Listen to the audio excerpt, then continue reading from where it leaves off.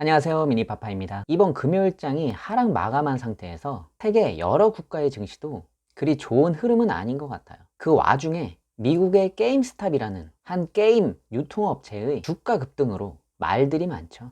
오늘은 그 얘기를 해보려고 해요. 이 게임스탑이라는 회사의 주가가 1월 초에 17달러였는데 최근에 주가가 초급등해서 한 달 만에 최고 483달러까지 치솟았다가 장중 한때 마이너스 60% 이상 곤두박질 치기도 했어요. 상한가 하한가가 없는 미국 주식시장에서나 볼 수 있는 광경이죠. 이런 현상이 단기간에 이렇게 나타나게 된 건 게임스탑이라는 이 회사가 뭔가 큰 호재 뉴스가 있어서가 아니라 대형 공매도 세력에 맞서서 개인 투자자들이 집중적으로 공격적인 매수를 해버렸기 때문이에요. 미국 증시뿐만 아니라 우리나라 전 세계 증시를 뒤흔들었고 미국 정치권 이슈로까지 번지고 있는 상황이에요. 게임스탑이라는 회사 주가가 한 달도 채 안 되는 기간에 도대체 무슨 일이 일어났느냐? 바로 공매도 때문이에요. 이 공매도, 이게 주가 상승과 무슨 관계가 있느냐? 여러분들이 주식을 하시면서 이런 큰 이슈가 있을 때마다 나와 상관없는 일이라고 무시하고 지나가지 마시고, 이번 뉴스는 무슨 이유에서 일어난 것인지, 이런 사태가 우리나라에서도 일어날 수 있는 것인지, 또한 그 이슈에 대해서 나의 생각은 또 어떠한지, 이렇게 관심을 갖고 민감하게 받아들이는 것도 필요해요. 이번 게임스탑 주가 상승 이슈의 핵심 내용은 헤지펀드를 포함한 대형 투자 회사들이 게임스탑 주가가 떨어질 것을 예측하고 공매도의 표적으로 삼은 게 문제였던 거죠. 이에 반발한 300만 명이 넘는 개인 투자자들이 온라인 토론방을 중심으로 단합을 해서 주식을 집중 매수하면서 일이 커지게 된 거죠. 결국 공매도를 한 헤지펀드들은 개미 군단의 매수세로 인해서 막대한 손실을 입게 되고 개미들이 승리를 거두는 듯 했는데, 그런데 여기서 끝이 아니었죠. 게임스탑이 연일 개미 군단의 매수세로 주가가 상승을 하자 이런 급등 현상이 시장의 막대한 변동성을 초래한다는 이유로 개인들의 매수를 차단하는 조치를 증권사에서 보인 거예요. 여기서 웃긴 건 뭐냐면 증권사가 개인의 매수는 차단을 했지만 헤지펀드를 운영하는 공매도 세력에게는 매수 매도를 할 수 있게 허용을 해줬다는 거예요. 이런 말도 안 되는 상황이 미국 주식시장에서 일어났다는 거죠. 이렇게 개인의 매수를 제한하는 조치가 이루어지자 게임스탑의 주가는 급락을 하게 되죠. 이런 기울어진 운동장에서 주식 투자를 한다는 거, 이것 자체가 불공정한 게임인 거죠. 미국의 상원 하원, 우리나라로 말하면 국회죠. 게임스탑 사태와 관련해 청문회를 열기로 했고 뉴욕 검찰은 개인 매수 제한을 한 증권사에 대해서 조사에 착수했다라는 뉴스 기사가 나오고 있습니다. 우리나라에서도 지금 공매도 세력 때문에 피해 사례가 많고 공매도에 대한 찬반 여론이 대립하고 있는 상황. 이번 게임스탑 사태로 공매도에 대한 제도 개선이 시급하다고 개인적으로 생각을 합니다. 해외 증시가 금요일장 대부분 하락 마감을 했고 게임스탑 사태까지 벌어지면서 증시가 어지러운 상황인데 2월이 시작되는 월요일 어떤 영향을 줄지 또한 관심을 갖고 지켜봐야 될 것 같아요. 여러분, 공매도라는 게 뭐예요? 많이 들어보셨잖아요. 뭔지 개념은 알고 있는 것 같은데 쉽게 설명하기 좀 그런 거. 공매도, 이참에 제대로 알고 가셔야죠. 공매도라는 것은 말 그대로 없는 것을 판다 라는 뜻이에요. 주식을 갖고 있지 않은 상태에서 매도 주문을 낸다는 거죠. 우리가 알고 있는 공매도의 개념, 주가가 하락할 것을 예상해서 주식을 빌려서 고가에 먼저 팔고 주가가 내려가면 다시 매수해서 시세 차익을 거두는, 대충 이런 개념으로 알고 계실 거예요. 맞아요.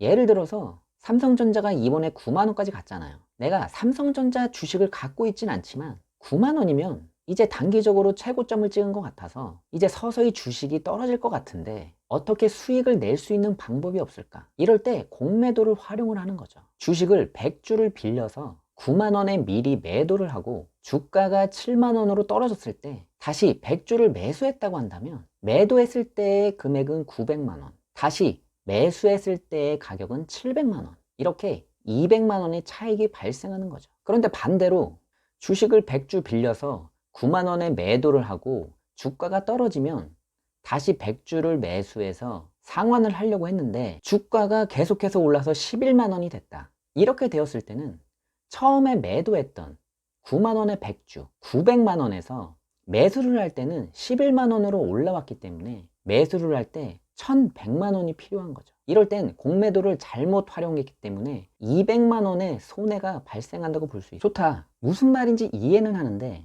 이런 공매도 제도를 개인들도 할 수가 있는 거야? 한 번도 개인 투자자들이 공매도를 해봤다는 사람을 들어본 적이 없는데, 물론 개인 투자자들도 할 수 있어요.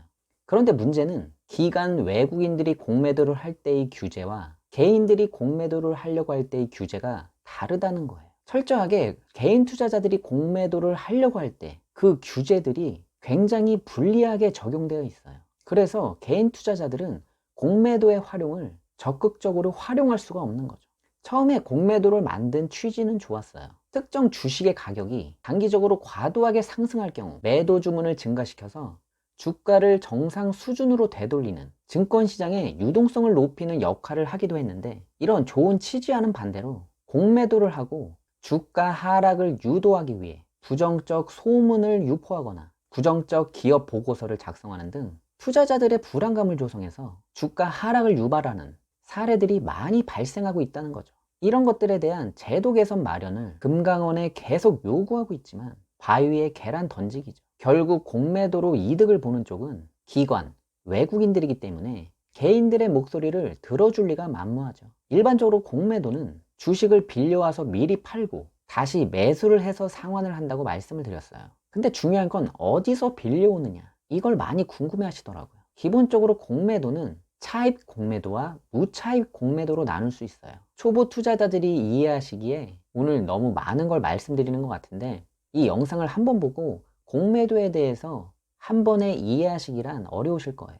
이런 분들은 영상을 계속 돌려보시면서 이해가 될 때까지 보시고, 그래도 이해가 안 가시면 네이버 같은 곳에서 공매도에 대해서 한번 찾아보시고 이번 기회를 통해서 공매도의 개념 정리를 마무리하시는 게 좋을 것 같아요. 자꾸 어렵다고 이 공매도에 대해서 대충 넘어가시면 다음에 또 공매도 얘기가 나왔을 때 그게 뭐였더라 하면서 처음부터 또 다시 공부를 해야 돼요. 이번에 공매도가 이슈가 된 만큼 꼭 확실하게 알고 넘어가셨으면 좋겠어요. 자, 공매도를 할 때 어디서 주식을 빌려오느냐, 이 주식이라는 게 개인, 기관, 외국인들이 일정 비율만큼 가지고 있잖아요.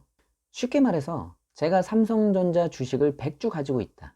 이 주식을 증권사에서 기관이나 외국인들에게 일정한 이자를 받고 빌려줄 수 있다는 거죠. 물론 제가 내 주식은 빌려주지 않겠다, 이렇게 대차거래 중지를 할 수 있지만 대부분 증권사에서 이 대차거래 중지를 개인적으로 따로 요구하지 않는 이상 대차거래가 가능하도록 증권사에서 허용을 하고 있어요. 개인 물량은 물론이고 기관 물량이라든지 외국인 물량까지도 공매도를 하는 세력에게 주식을 빌려주고 일정 이자를 받는 등 우리가 알지 못하는 돈벌이를 하고 있는 거죠. 이런 것들은 정상적인 차입 공매도를 할 때 주식을 빌려주는 상황이에요. 그럼 무차입 공매도는 뭐냐? 빌리지도 않은 주식을 공매도를 하는 거예요. 이게 무슨 말도 안 되는 소리냐? 빌리지도 않은 주식을 어떻게 매도를 하냐? 말 그대로 그냥 마음대로 주식을 찍어서 매도를 하는 말도 안 되는 방식인 거죠. 그래서 이 무차익 공매도는 우리나라에서 금지가 되어 있습니다. 실제로 존재하는 주식을 빌려서 공매도를 할 수 있는 차익 공매도만 허용이 된다는 거죠. 그런데 가끔 뉴스를 보면 무차익 공매도를 하다가 걸린 증권사들이 있어요. 개인들만 모를 뿐이지 대부분의 증권사가 암암리에 무차익 공매도를 허용하고 있다는 내부 고발자가 있기도 했었죠. 그런데 금감원에선 그에 대한 강력한 조치는 없고 유야무야 넘어가려는 태도를 취하고 있어서 참 답답한 마음입니다. 공매도, 그 취지가 아무리 좋다고 해도 그 제도가 투명하게 움직이지 않고 보이지 않는 손에 의해서 피해자가 계속해서 발생한다면, 그 피해자가 개인 투자자들에게 국한되어진다면 공매도 이제 한 번쯤 그 존폐 여부에 대해서 정부 차원의 고민이 필요한 때라고 생각을 해요. 여러분, 공매도 어느 정도 좀 이해가 가셨나요? 1월달 정말 고생하셨고 2월 새로운 마음가짐으로 힘차게 출발하자고요. 영상이 도움이 되셨다면 구독과 좋아요, 알림 설정해 주시고 다음 영상에서 뵐게요. 감사합니다.